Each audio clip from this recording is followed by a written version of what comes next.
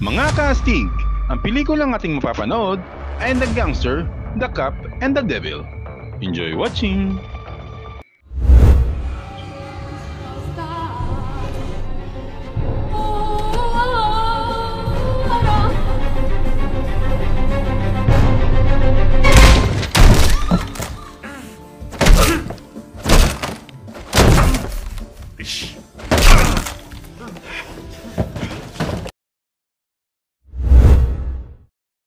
Nagsisimula ang pelikula kung saan makikita ang isang puting sasakyan na nagmamaneho sa kalsada sa isang maliwanag na lungsod. Sinusundan ng puting sasakyan ang isang itim na sasakyan at bumangga ito sa isang liblib na lugar. Bumaba ang mga driver sa kanilang mga sasakyan, at ang lalaki mula sa itim na sasakyan ay kumuha ng picture ng aksidente para sa kanyang insurance company. Ngunit bigla siyang inatake ng driver mula sa puting sasakyan, at dinala siya sa likurang upuan ng sasakyan nito. Walang habas niyang pinagsasaksak ito hanggang mapatay.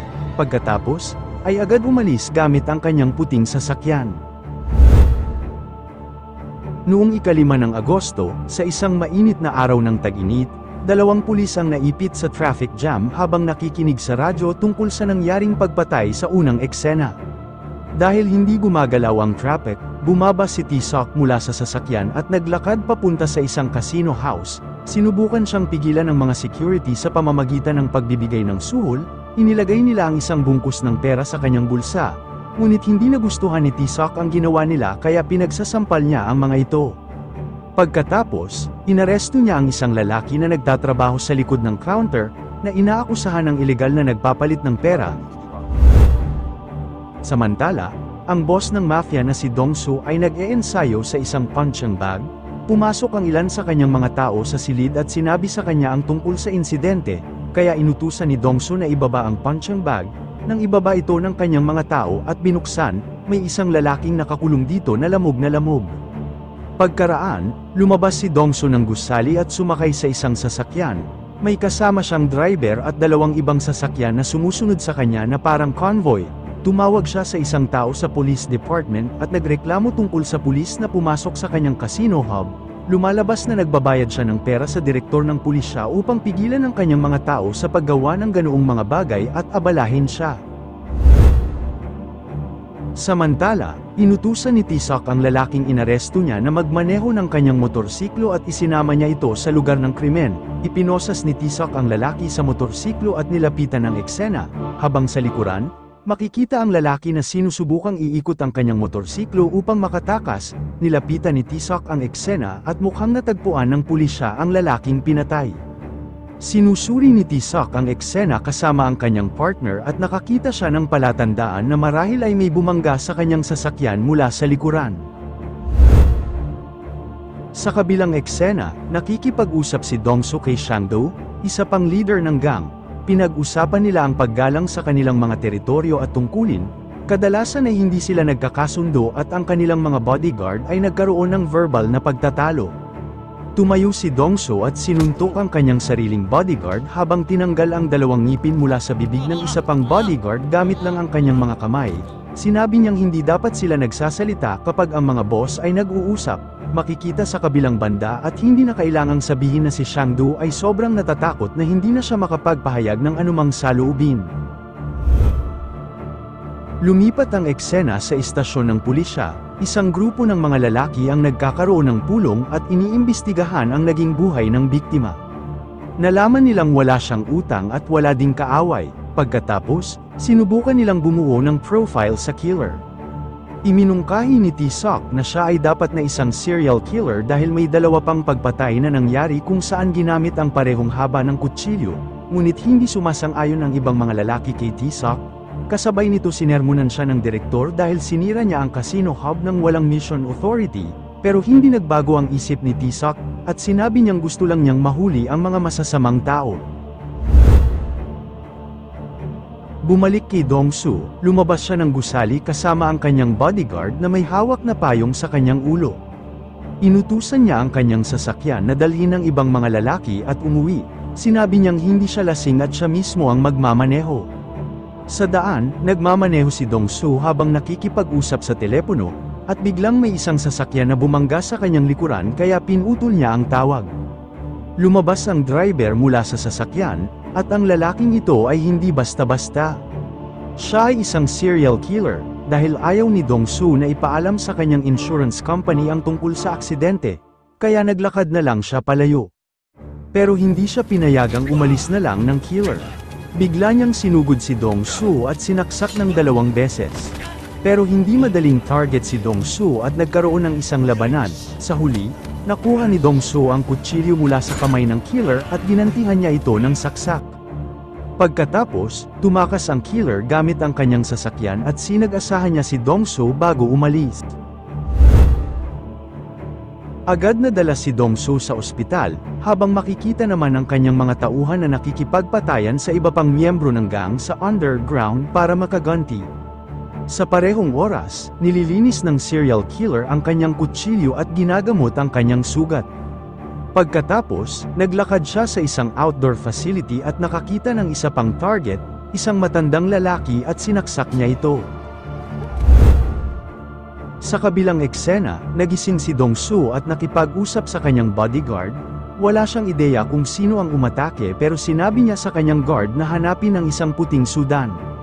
Si Tisok ay bumisita kay Dong-soo upang kunin ang kanyang pahayag, ngunit walang ibinigay si Dong-soo. Sinuri ni Tisok ang sasakyan ni Dong-soo at nakagawa siya ng koneksyon.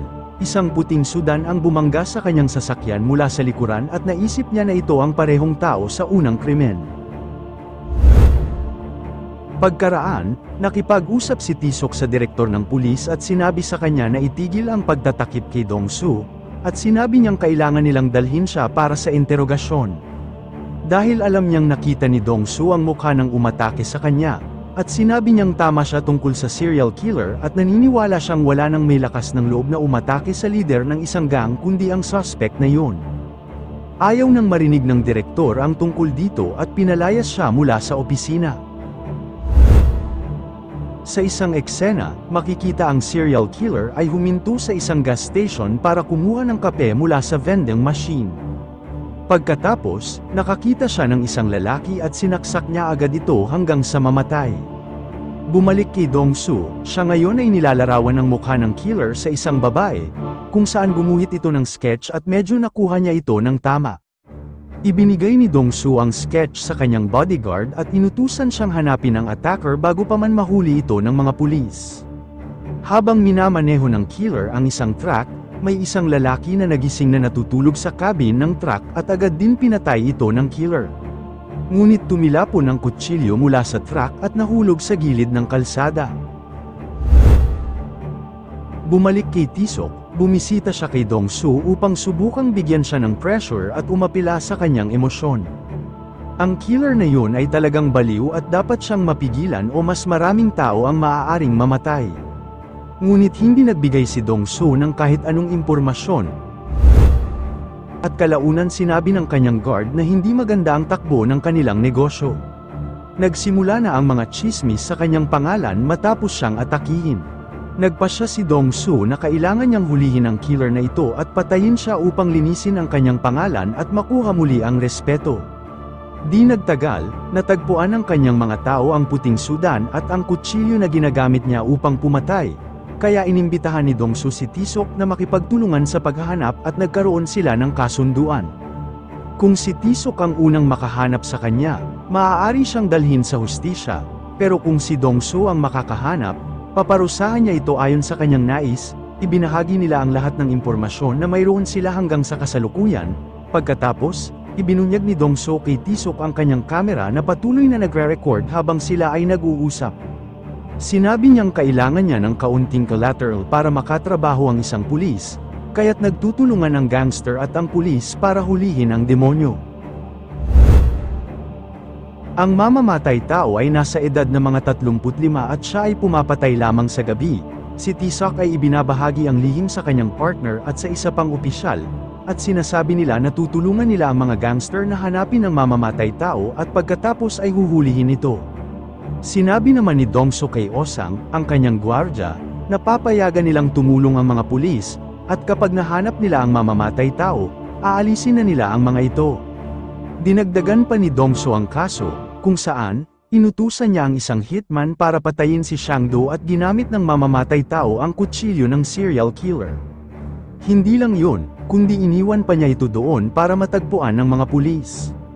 Nang suriin ng forensics ito, natagpuan nila ang genetic info na nag-uugnay dito sa mga naunang pagpatay sa gasolinahan.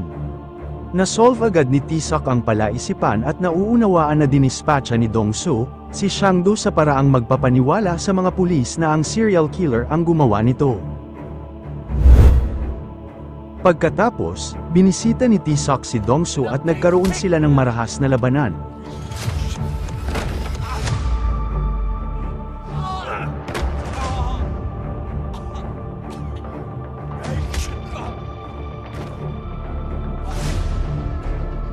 Ngunit wala siyang magawa sa lakas ng gangster.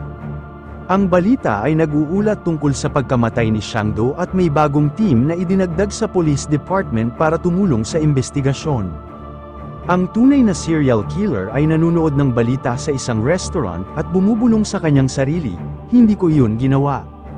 Isang batang lalaki ang nakikinig sa sinasabi niya habang natatakot na nanunood sa kanya. Pagkaraan, tumayo ang killer at saka na umalis. Sa kanyang paglabas, tinapik niya ang batang lalaki sa kanyang balikat. Sa libing ni Shangdo, nakaupo ang serial killer sa gitna ng mga tao at binabantayan si Dong-soo. Lumapit siya sa bodyguard ni Shangdo at binigyan ito ng tala na nagsasabing, "Si Shangdo ay pinatay ng aking kutsilyo, at hindi ako," habang nakatingin siya kay Dong-soo. Ngayon, mas malapit nang tinitingnan nina Dong-soo at Tisak ang puting sedan at natagpuan nila ang mantsa ng dugo sa ilalim ng gulong na maaaring magbigay ng impormasyon tungkol sa pagkakakilanlan ng killer. Di nagtagal, biglang isang grupo ng mga lalaki ang umatake sa kanila. Ito ay ang mga tao ni Shangdo. Pagkaraan, nagkaroon ng malaking labanan kung saan nagawa nilang talunin ang mga ito.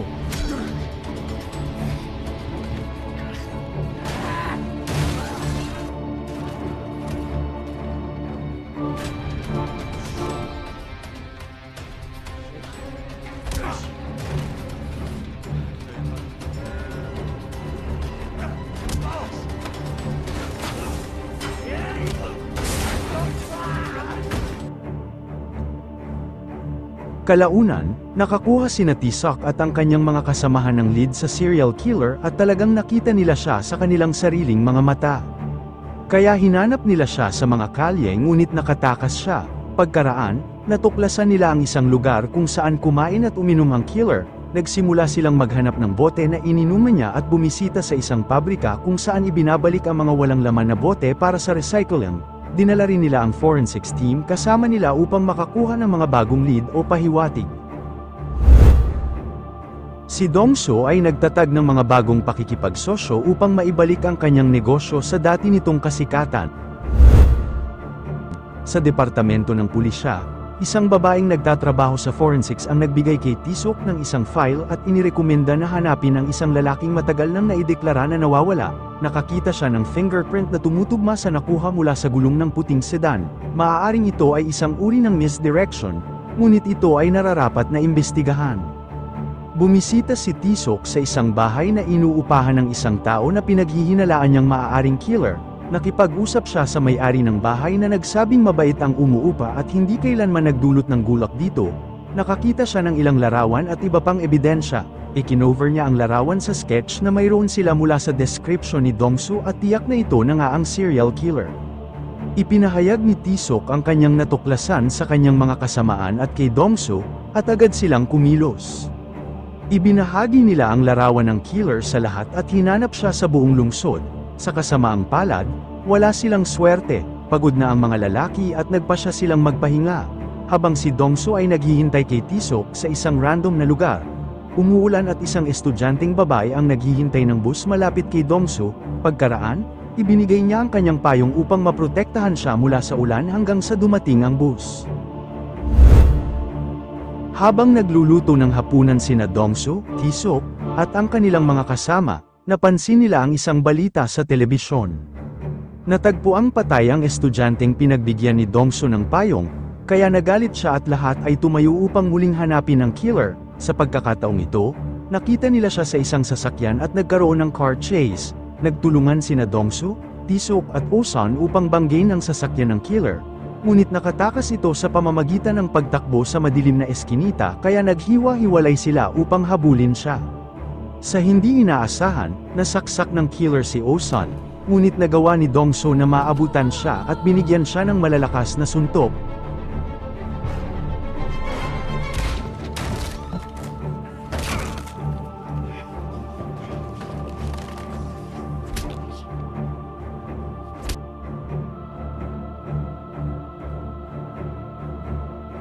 Pagkatapos, dinala ni Dongso ang killer sa isang bodega at tinorture niya ito. Nang handa na siyang putulin ang ulo nito, biglang bumangga si Tisok sa bodega gamit ang kanyang sasakyan at nawala ng malay si Dongso. Formal na inaresto ni Tisok ang killer at dinala ito sa istasyon ng pulisya. Dumaan ang mga araw, isang problema ang lumitaw, dahil hindi sapat ang ebidensya ng pulisya upang maipadala ang killer sa death row. Kaya pinilit ni Tisok si Dongso na magpakita bilang saksi sa korte. Sabi ni Dongso na gagawin niya ito, kung maiipangako ni Tisok na isasama siya sa parehong bilangguan ng killer. Nagpakita si Dongso sa korte at pinatunayan na talagang inatake siya ng killer. Ayon sa kanya, nang nag-away sila, sinaksak niya ang killer sa kaliwang bahagi ng kanyang dibdib. Kaya inalis ng pulis ang damit ng killer at may sugat nga siya sa eksaktong lugar na itinuro. Nagtapos ang pelikula kung saan makikita ang serial killer sa bilangguan kasama si Dongso, na malamang ay mapapahirapan at papatayin siya ng leader ng gang bago pa man mapatupad ang kanyang parusang kamatayan.